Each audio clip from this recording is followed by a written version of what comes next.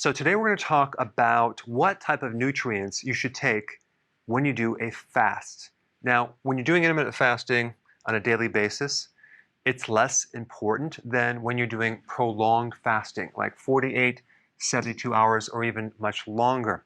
What you have to realize is that most people going into a fast are already deficient of some nutrient. So fasting basically exaggerates that deficiency. What we're trying to avoid when we're doing a fast is to avoid certain nutritional deficiencies that create symptoms like dizziness, fainting, fatigue, a rash that's developed, some muscle cramp, leg cramp, some palpitation in your heart or a heart arrhythmia, or feeling cold. Now, this is a topic that has a lot of different variables. You have a person's overall diet before they started a fast. They might have been on a diet with high nutrient-dense foods for years, or maybe they're a diabetic or a pre-diabetic where they have insulin resistance. And then if there's certain goals that you have, let's say, for example, you have an autoimmune disease, you have a lot of inflammation in the body, or let's say you're trying to improve your immune system to fight off some cancer, having these nutrients in your body while you're doing fasting, I think is a really good idea. Of course, this goes against the true definition of a fast, where you're basically eating nothing, taking nothing, except you're drinking water. But if you're consuming nutrients and or herbs, there's not going to be very many calories involved. So it's not going to necessarily bump you out of ketosis.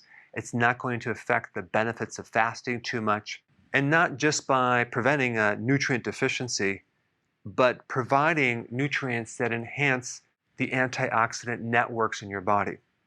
Your body makes antioxidants, and you can also get them from your diet. Those nutrients can enhance your own body's antioxidant network. This definitely applies to if someone has inflammation, or even they're trying to handle cancer, because you're getting a tremendous amount of free radical damage. And we know fasting already will help that, but if we compound that with certain nutrients, I think we can actually even have a bigger impact. As a very minimum, if you're doing fasting, number one and number two, I think are requirements. Taking electrolytes, especially a good amount of potassium, magnesium, sodium, and chloride. This is salt. And then you have the B vitamins. You can get these through nutritional yeast, which will not provide very many calories, but can provide a natural source of the B vitamins. You don't want to do the synthetic versions. And then the longer you fast, the more you're going to need additional nutrients, especially trace minerals, and especially zinc, selenium, and iodine, because you don't have a mechanism in your body that you can store zinc for probably more than about a couple days. Since a lot of people are already deficient in zinc, selenium, and iodine, doing a fast will really make them deficient. So trace minerals are also very, very important. And then you have vitamin D. Now, normally we do store vitamin D for a period of time. It's a fat-soluble vitamin, but most people are deficient in vitamin D going into a fast. This would be a really important one to get as a supplement, or get it from the sun. If you took cod liver oil, you would get not only vitamin D, you would also get vitamin A at the same time, as well as DHA and EPA, which are omega-3 fatty acids. So that's why I like cod liver oil. And then we have vitamin C. You have usually about 2 weeks of vitamin C reserve in your body. So it really depends on what you eat, when you eat, to whether you have enough vitamin C in your reserve. You also have vitamin E, you have K2 that are also very important.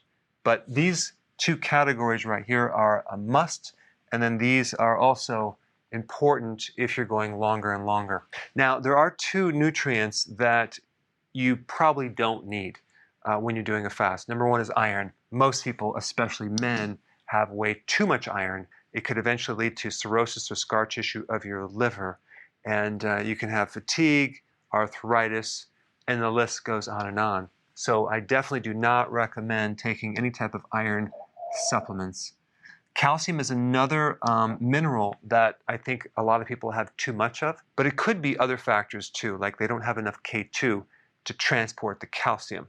And these are two minerals that usually most people have too much of, so we don't want to supplement them. There's another thing I want to talk about, which I already mentioned, but I want to elaborate on it, and that's taking herbal supplements or certain food concentrates when you're doing a fast.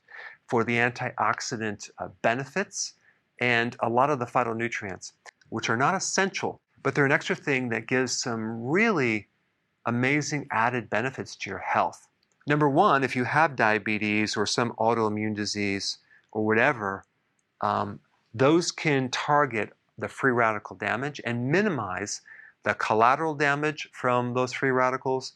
They can bring down inflammation. There's so many benefits, including anti-cancer benefits. So we have green tea. And there's other types of tea that will create some similar effects as well.